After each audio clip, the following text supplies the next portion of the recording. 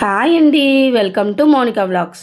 ఈరోజు మా ఇంట్లో ఈవినింగ్ స్నాక్స్ కింద పిల్లల కోసం మిల్ మేకర్ పకోడీ చేశానండి. చూపిస్తా వచ్చేయండి.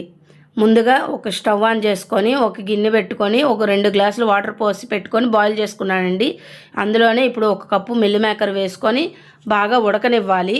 ఇందులోనే కొంచెం ఉప్పేసి ఉడకనివ్వండి. అప్పుడు మిల్ మేకర్కి అనేది ఉప్పు పడుతుంది. తర్వాత వాటిని ఒక బెజ్జాల గిన్నెలోకి తీసుకొని నీళ్ళంతా ఓర్చనిచ్చి వాటిని గట్టిగా పిండేసి ఒక ప్లేట్లోకి తీసి పెట్టుకోవాలండి. తర్వాత ఒక బౌల్ తీసుకొని అందులో 2 స్పూన్ల పెరుగు వేసుకోండి. అందులోనే ఇప్పుడు 2 స్పూన్ల కారం, ఒక అర స్పూన్ ఉప్పు, కొంచెం పసుపు, ఒక స్పూన్ అల్లం వెల్లుల్లి పేస్టు, అర స్పూన్ మిరియాల పొడి, 1 స్పూన్ గరం మసాలా కానీ చికెన్ మసాలా కానీ వేసుకోండి. టేస్ట్ అనేది బాగుంటుంది. ఇప్పుడు ఇందులో మిల్ మేకర్ వేసుకొని బాగా కలుపుకోవాలి. ఇందులో ఇప్పుడు ఒక అర స్పూను నిమ్మరసం కూడా వేసి అందులోనే 1 స్పూన్ కార్న్ఫ్లోరు, 2 స్పూన్ల బియ్యం పిండి కూడా వేసి బాగా మిక్స్ చేసుకోండి.